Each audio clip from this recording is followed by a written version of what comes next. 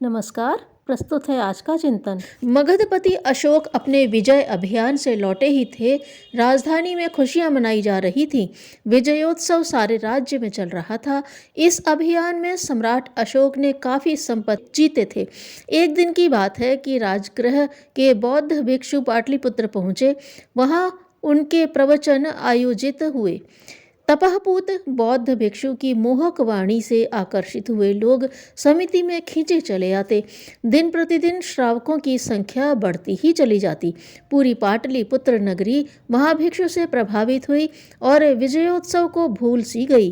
विजयोत्सव का उत्साह क्षीण होता जा रहा है और उसके स्थान पर लोगों की अभिरुचि एक बौद्ध सन्यासी के प्रवचनों में उन्मुख हो गई है। यह जानकर अशोक भी प्रभावित हुए।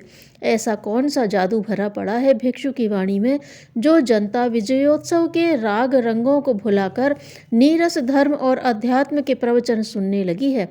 अशोक के लिए तब धर्म का कोई विशेष अर्थ नहीं था।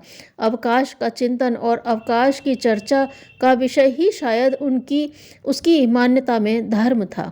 महाभिक्षु की ख्याति और प्रभाव सुनकर उन्हें आश्चर्य भी हुआ और उत्सुकता भी ज्यादा। एक दिन वे स्वयं महाभिक्षु का प्रवचन सुनने गए।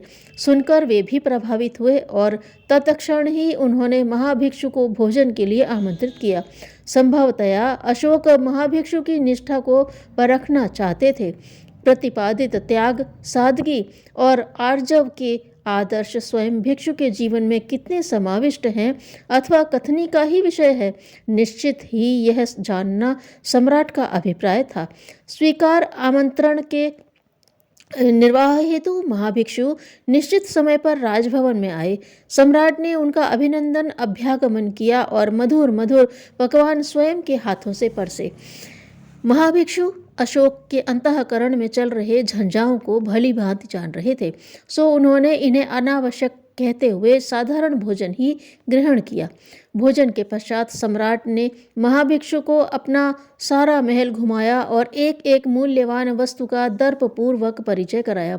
अंत में वे विशाल रत्न भंडार में ले गए और वहां सुरक्षित रत्नों को दर्शाते हुए कहा, भिक्षुराज, ऐसे बहुमूल्य विशाल रत्न भारत भर में दुर्लभ हैं। भिक्षु ने कहा, तो राजन, इनसे राजकोष को भारी आय होती होगी। अशोक ने कहा, कैसी आय? इनकी सुरक्षा पर तो उल्टे राजकोष से व्यय करना पड़ता है। तो इन बहुमूल्य पत्थरों से भी मूल्यवान पत्थर मैंने तुम्हारे राज्य में देखा है। विश्वास न हो तो मेरे साथ चलो, वे जहाँ हैं मैं उन्हें दिखा सकता हूँ। अशोक भिक्षु के साथ चल पड़ा। महाभिक्षु उन्हें नगर की एक उपेक्षित बस्ती में ले गए और एक घर का द्वार खटखटाया। थोड़ी देर बाद एक वृद्धा ने द्वार खोला। महाभिक्षु अशोक के साथ घर के अंदर चले गए और उन्होंने सम्राट को एक पत्थर की चक्की की ओर इंगित करते हुए कहा, यह है मूल्यवान पत्थर। यह तो चक्की है महाराज। हाँ, चक्की है, परंतु तुम्हारे रत्नों से श्रेष्ठ है, क्योंकि रत्नों की सुरक्षा पर सहस्त्रों मुद्राएं खर्च करनी पड़ती हैं, फिर भी उनसे प्रत्यक्षतः कोई लाभ नहीं। और यह चक्की इस वृद्धा का, इसके नेत्रहीन पति और 2 बच्चों का पोषण करती है। अशोक निरुत्तर था और कहते हैं कि इसके दूसरे दिन ही सम्राट अशोक ने संपूर्ण रत्न भंडार दान कर दिया। अनवरत अध्ययन ही आपको ज्ञान का बोध कराता है। धन्यवाद।